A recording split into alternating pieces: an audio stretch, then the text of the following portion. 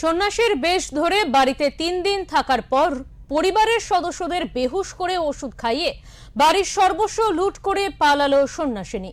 এমনই চাঞ্চল্যকর ঘটনাটি ঘটেছে নদিয়ার চাপড়া থানার চারাতলা এলাকায়। ওই এলাকার বাসিন্দা কার্তিক প্রামাণিকের স্ত্রী বেড়াতে গিয়েছিলেন। সেখানেই এক সন্ন্যাসিনীর সঙ্গে তার পরিচয় হয়। পরিবারের মঙ্গল হবে এই কথা ভেবে সন্ন্যাসিনীকে ওই মহিলা তার বাড়িতে নিয়ে আসেন। শনিবার রাতে ওই সন্ন্যাসিনী নিজেই রান্না বান্না করেন। সে রান্না পরিবারের সকলে খাওয়া দাওয়া করেন। আজ সকালে দীর্ঘ সময় দরজা না খোলায় প্রতিবেশীদের সন্দেহ হয়। দরজা খুলে ভেতরে ঢুকে সকলেই দেখতে পান অচৈতন্য অবস্থায় পড়ে রয়েছে ওই পরিবার।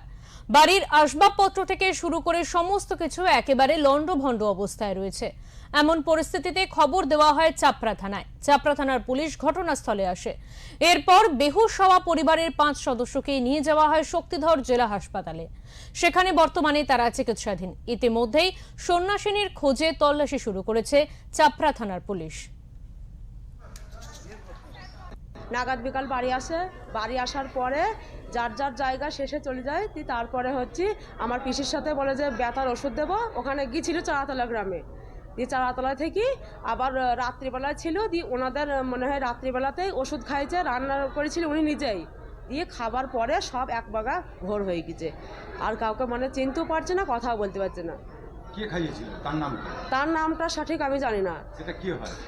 সেটা কেউ হয় ওই যে পোলেনপুর থেকে যে গোসাই গিয়েছিল উনি সব জানে। কি খাইয়েছেন? গাছরা ওষুধ রান্না করেছিল উনি নিজেই।